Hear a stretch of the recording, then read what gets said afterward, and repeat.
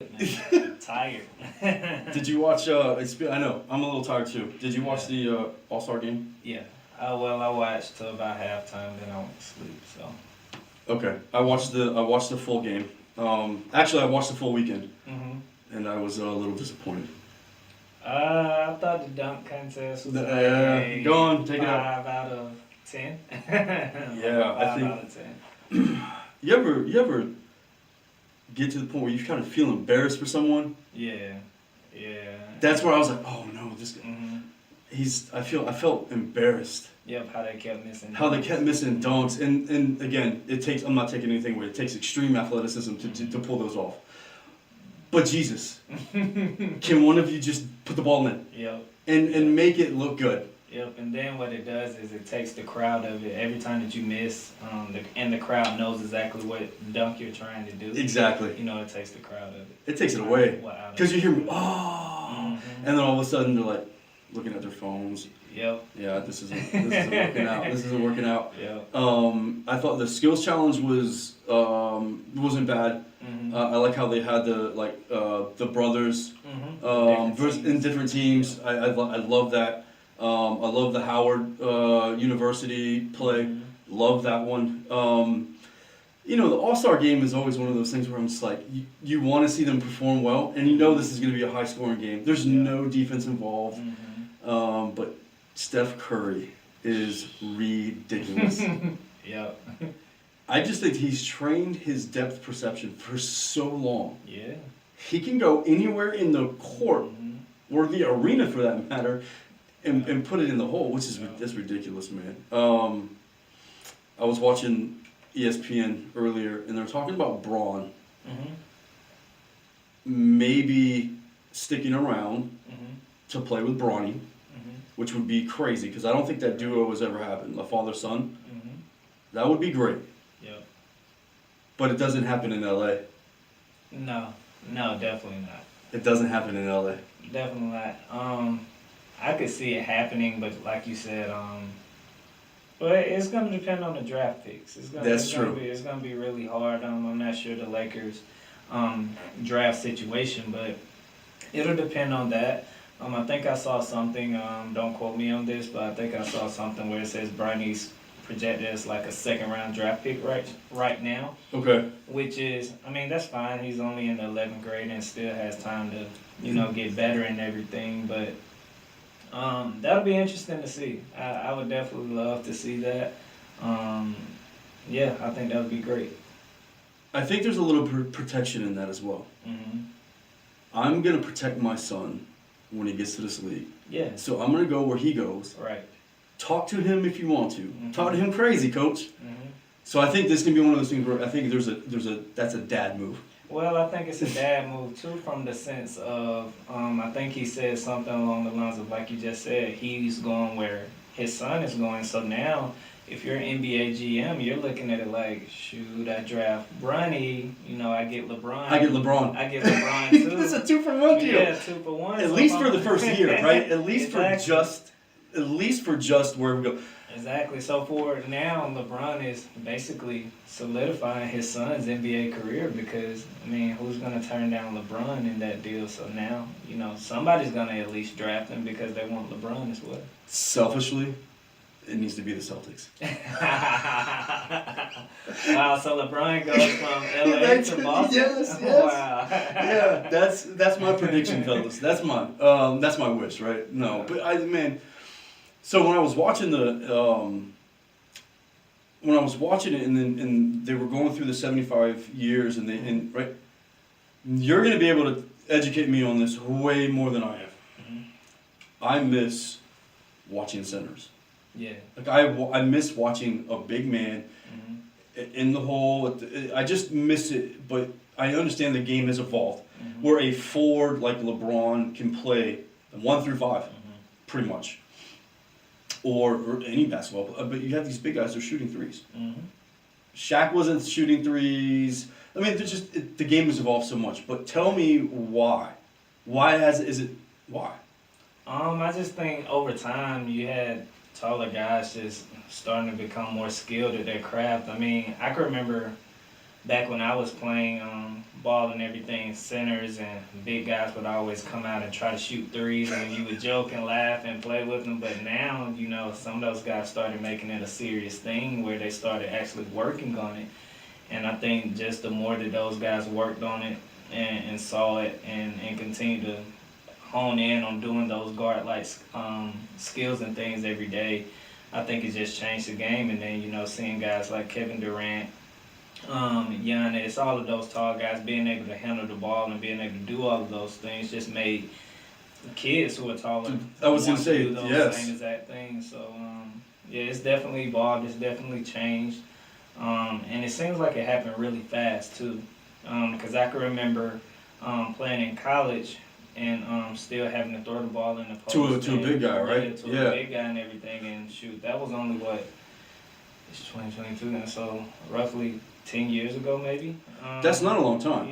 That's not a long time. So it happened relatively fast, and it seems like as soon as I graduated college, maybe 2 or 3 years later, centers and everything were shooting threes and bringing the ball up the court and doing all of those things. So you just think it's partially a genetic makeup of the kids today for their basketball, right? They're taller, they're just bigger. Yeah, and then it's also, it's the kids are gonna do what they watch on TV all the time. So now they're growing up seeing those things and seeing these guys being able to shoot the ball and doing. I mean, most kids, let's be honest, they don't know what Shaq did. Right. Right. Back in those days, they don't know. They're not watching old film. No, they don't know Hakeem Olajuwon. They don't know, Patrick Ewing and all of those guys. The greats, guys. man. Yep. They don't know those guys, so Wow. they're just copying and doing whatever they see on TV, which is fine. It suits and helps whatever goals and things are going on in today's game. But that's really the main reason is because they're just doing whatever they see every day. I miss Zion in this All-Star. I wish this guy would get healthy and stay healthy. I don't know what needs to happen. But I really think that he would be one of those players in the future that changes the game. Mm-hmm. But Ja Morant is bananas. Yeah. This kid has got some serious bounce. Mm-hmm. I was watching a clip where he looked like he had blocked a shot from the. I know I'm over exaggerating, but the two-hand block. Yeah, I saw that. It's ridiculous. That's ridiculous. But speaking of dads. Mm-hmm. You're about to be one. Oh man, sooner than I think too. Okay, it's coming. Yeah, it could be here any day now. Baby Powell. With the way that these things are going. Yeah. Okay. Baby Coach, Baby Powell, whatever you want to call him. Labels on the road. That's Basketball what we player. call him. I know a lot of my clients and a lot of people call him Baby Coach or they say Baby Powell. So. He's already got nicknames. And he's not even here yet. Boxed in already. Here we go. The expectations have been set for you, sir. Yeah. Well, the first thing, he's just going to be, I think that he's going to be exceptional. I think that you just have a good personality. You, Vince, and then obviously your wife. I just, it's good. But I think those are the things that we want to see out of good coaches and that try to raise good kids or they just try to be an example. Not I'm by far no perfect example of that, but I'm just. But I think that there is a correlation to how there's good coaches and good dads, and there's sometimes the one lacks from the other. Sometimes you're a better coach than you are a dad, and then sometimes you're just a better dad than you are a coach. There's always a balance or equilibrium in there somewhere, but no, I think it's gonna be fun. Yeah, I think it'll be fun too, man. I've been talking to my soon-to-be wife here in a few months, but she and I were talking. I was just saying, throughout this whole process, let's just try to keep it fun. And whatever we do, let's just try to keep it fun. Throughout our marriage, throughout our kids and everything, and I feel like as long as we can do that, then we'll be totally fine as a family. Having those conversations early on are important, for sure. I mean, I think that goes back into coaching, right? You have a game plan. Hey, wife, here's the deal. We're gonna go XXO, right? We're gonna do it this, right? We're gonna plan this way. What's your input? Okay, good. Assistant, let's go, right? Mm-hmm. So it's always one of those things where having open conversations early on, and I had our first child. We had our first child when we were younger. Like my daughter's gonna be 19 this month, and we've been married for 21 years. So it was just early parenthood, early learning, early on, and you take I think the great thing for both of us, it wasn't a big deal as far as like we're not ready. Like we were just relaxed already, and just kind of we had our fun early on, and it was fun. So, and then obviously Giancarlo, and Mia. Hopefully Mia will.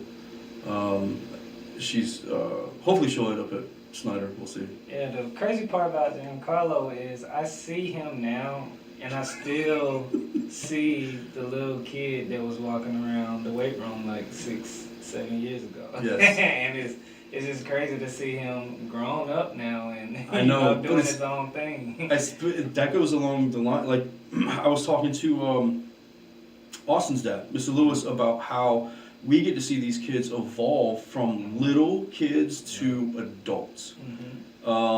Where there's instances where I've seen kids when they were in their 7th grade year, and now I still talk to them when they're 22, 23, and they're talking about, coach, I'm gonna go grab a beer. I'll, talk. What? Like, hey, what are you? It's just such an odd transition. Yeah. But you get to see those nuggets grow, and it's awesome that you get to see Giancarlo. And it's been that long. Yeah. That's crazy. It's been about 6 years now. That's gone by fast. Yep. 6 years at Bishop Snyder High School. You guys are in regionals. Yep. Tomorrow. Yep. And then we move on, because we're gonna go ahead and say that. Yes, move on. But what are the expectations for tomorrow? The expectations for us to win, man. These guys, they've been tested. Like they've been tested this year. On the court, off the court, in every aspect of life. And my main thing with Snyder is I never wanted them to have anything easy. Any of my teams, whether that be, as we just said, on the court or off the court. So having them fight through adversity throughout the season has prepared them for these moments that they're in right now. Being down at Trinity Catholic last week. Ocala, right? Yeah. Down there in Ocala. Tough physical game. It's going back and forth the whole entire game, and you got to figure it out. Like you got to figure it out on the road. It's only so much I can do. Yeah, you can't get on the court and play. Yeah, in those instances, man. So I just get the joy of coaching and everything when I see those guys just fight through that adversity and see them overcome all the things that they've been throughout the entirety of a season. And that's my main goal for all of this. To be honest, do I care about our record? Yeah, but at the end of the day, I just care more about the lessons learned and seeing these guys grow as young men and doing something special for the school. And they will. I think there's kids in there that have a unique personality.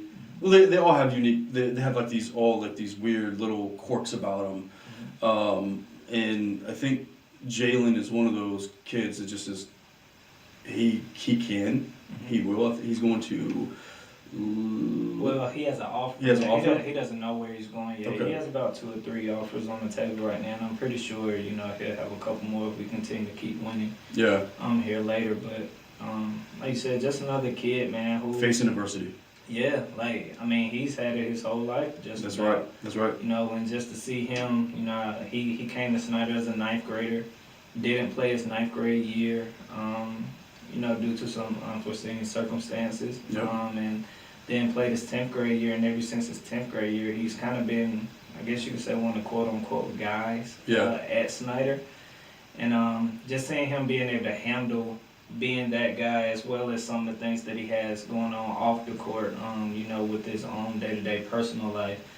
It's just been cool seeing him, mature throughout the years and everything. And don't get me wrong, he's still a knucklehead. I still have to get on to him. I still have to, do what I have to do. Send the reminders, But it's been cool just watching that kid, man. I've been proud of him, and hopefully here he can do something special for the school as well, because I I know it feels a little different when you've been there since the 9th grade, Yeah. and going through those moments with all of your classmates, not just your basketball teammates, but your classmates. Right. Seeing them every day, and I talk to them all the time about wanting to win for them in the school, and I honestly, more than you may want to win for the basketball team, just wanting to win for Bishop Snyder as a whole. And I think once you find that joy and love for the school itself, then winning means a lot more to you when you're in these moments. That's a really important part, because I don't think that athletes today will look at their school and have that immense amount of pride. Mm-hmm. Like that sense of pride is, I think, gone a little bit. Right.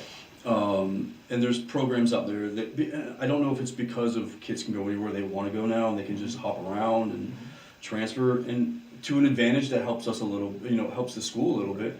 But I also think that there's not that pride thing where you're like, yeah, I go here, I play here, yeah, I play travel soccer, I play travel whatever it is, right? And you want to have that sense of pride as well. But for your school, you don't get that. You're not going to get it again at all. Yep. It's tough, like you said, with guys being able to transfer and go where they want to go, quote unquote, these days. And yeah, it hurts. I mean, it helps us in a sense, but it also hurts us as well, because what if one of these kids want to just go pick up and leave and go? Like they're more than welcome, to do all of those things. So it's just a new day and age, new times here that we're all adjusting to. But I'm not complaining about it. I tell everybody, I say, hey, times has changed. You have to get with the times. So I'm adjusting to the times as well. I'm as well, because for me there's a different way to train, and adjusting and being I try to be as forward thinking as possible in training, knowing the audience that I'm in front of, right? Just looking at, let's say, there's kids, that we can train at Snyder that are different than the kids, in South Florida or another region, right? It's just whether it's a different environment, whether it's just different cultures, and you have to adapt to all of that. But strength training in itself is fairly new for basketball, right? Not just at a high school level, but even at a collegiate level. In NBA, I mean, I think there's still teams that don't have a weight room at their facilities, and they're trying to catch up. They're trying to get on board with the strength and conditioning. Take us back to JU, Jacksonville. You graduated from Jacksonville University, did the basketball thing there. Their new weight room. Oh, it's amazing. Is bananas. Yep. It makes me jealous. Like, I'm just like, look at all of these fun things, right? Yep. But I think it's good for them. Yes. The university reallocated and raised money and put it where it needs to go. Yep. They did it with the soccer teams. They're doing it with the basketball teams. They're doing it with the baseball teams. And I think it was a smart move. Yeah, I mean, it was great. First and foremost, I love JU. Fins up, baby. Yeah, fins up. Went there all my years in college, and JU is where I kind of grew up as a man. Yeah. College just taught me so many different things, man. So I have a a different sense of pride, I guess, if you will, for JU than most will have here, being played here, and graduating from there, and the things that they've been able to help me with, off the court, post my career, and things like that. So I just have a different love for them. But you speaking on the facility, man, it's just amazing to see them being able to, do something for the basketball program like that. If I'm not mistaken, that's the only facility in the Atlantic Sun that is basketball specific, that no other team uses. That's right. Yeah. It's theirs. You don't go. If you're not a basketball player, you don't go there. You can't go in there. That's right. Yeah, you can't go in there. So I mean, the facility is state of the art. It's nice. The weight room is amazing, as you just said. They have 2 courts that are in there. All the coaches' offices are in there and everything. So it's just cool to be able to have a place as a basketball player that you can just go and hang out, and you can just call it yours. Because when we were there, we didn't have that. Yeah. We this shared is a shed. Yeah, man. We shared the court with volleyball. Intramurals sometimes was in the gym and everything. It was crazy. It was crazy, but to see the level of success that we were able to have at JU with all of those things going on, and now fast forward and see them being able to have their own facility, and they're having even more success, you know, right now than we had when we were there. It's just been great. Coach Minsley is doing a great job. Yeah. Really great job. Yeah. I love that addition. Shout out to Vince. What up, baby? Vince Martin. Snyder. Yes, sir. I think that he's, he probably the guy that started that there at the Snyder, and you were just able to come in and just steamroll it through. And wait, Vince played at JU as well? Yep, he played. He played his graduate year at JU. Okay, that's awesome, and it's a beautiful campus. Yep. It's nicely located on the river, right? There's some, there's a boathouse, there's so many options. Sometimes it does get overlooked because it's a private school. But from an athletic standpoint, I think they're coming in full force. I really do. I think they hired the basketball strength coach from University of Florida. Smart move, right? Guy knows what he seems like he's doing there, and he's putting on weight. Like Jossie looks great there, and I think that he hit a growth spurt. I think that he's just eating and doing everything that he needs to do. And when you're a basketball player in high school, you don't see that. I think that it's, I play, I kind of lift when I can. When you're in college, you have a schedule. It's X, Y, and Z. Here you are. Here's your food. I mean, it's kind of laid out for you, and there's a little bit of free time in there as well. But that's my ambition. Yeah, like you said, with strength and conditioning over there with Coach Pat, he's just a great mind, if you will. He's young, he's energetic, he's passionate about it. He's like a little Energizer bunny. Just bouncing around, ready to go. Just bouncing around, ready to go. But he's been very helpful, for me as well with my business. Anything that I need or any ideas I may have that I need to bounce off of him. Any different techniques that I'm able to use and all of that. He's been very helpful in those. Let's talk about FitBot. Where did this come from? It started with me just wanting to help people. Okay. And to be honest, I was coaching at the time. Okay. Coaching basketball. Coaching basketball. Okay. Coaching basketball.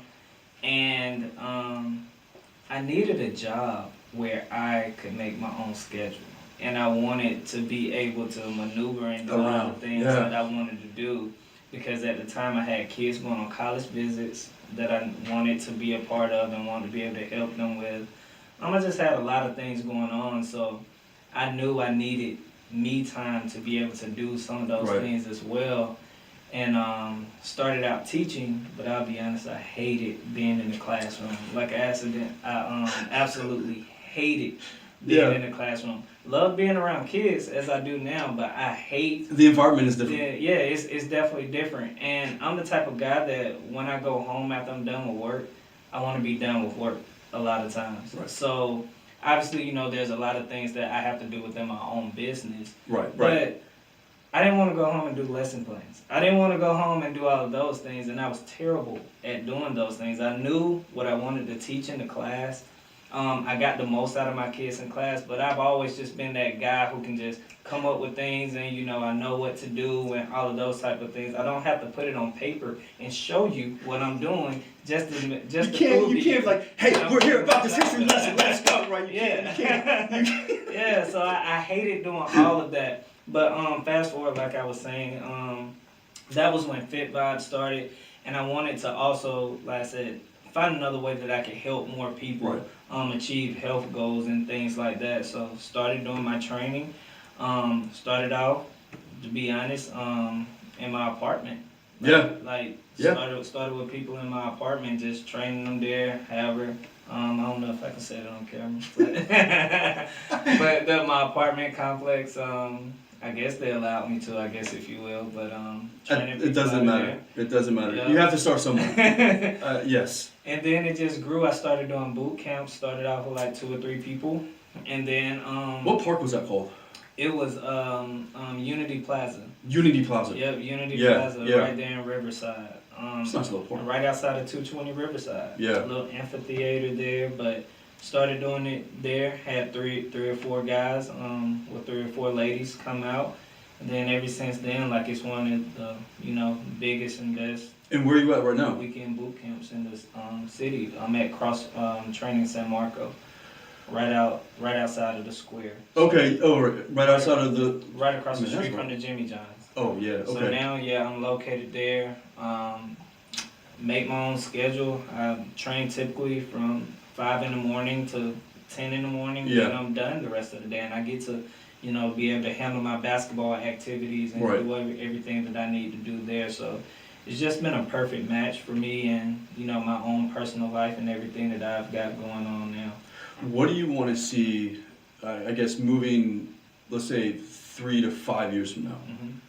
Where do you see yourself as a coach? Not a basketball coach, as a trainer. I say coach, but where do you see that? Well, it's funny What do you that wanna you do? say that because I don't even call myself a trainer. Like all the people at the gym, It's they call coach. me coach. Yes. Yeah, they call me Coach Russ Same. and things. So it's more so, me coaching them up on different things, not just with the body, life skills and things that they can take moving forward with them. But 3 to 5 years from now, I plan on being one of the biggest fitness coaches in the country. You'll be there. I promise you Yeah. that you'll be there. Thank I saw you. Al. I saw you on Facebook Marketplace. By the way, Wow. you were doing you got a great beard. By the way, Wow, appreciate it. I cut mine off. It's Yeah. it's hella gray. Mm. But I was scrolling through Marketplace and I was like, Russ, dude, you got a beard oil? I think it was a picture of a beard oil. Yeah. That's crazy. And you want to know what's crazy?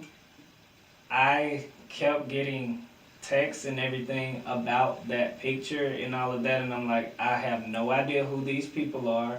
I don't know. They're why using your they're picture using without- my pictures No. without knowing, and I'm definitely finding out who's using it, what's going on, and everything like that. So I can Please. start getting some compensation. for That's that, right. please. That's right. Please go get compensated. Yes. Yes. Because I came across that and I was like, oh, this dude, I'm thinking this is obviously No, right. that's When you not see me. it, you think this dude is out there. Get Yeah, it, boss. that- Go get it. That's not me at all. That's somebody who has taken my picture Offline, offline, maybe? Yep, and have used it to promote their A beard oil. Yep, I know exactly what you're talking about. What is the beard oil called? Do you know? I have no idea, in all honesty. I have no idea. It needs to be called Russell now. It's crazy because if you type in beards in Google and you go to images, I You pop up? I pop up sometimes with that beard oil and everything. Hmm. So I have, evidently they're doing pretty good, so I need to figure We it need out. to figure out what's going on with that. We need to get you some beard oil money. Yes. Oh Yes. my God. So I think that your ambition is in becoming one of the well-known trainers in Jacksonville was already, I think, for sure, it is getting there.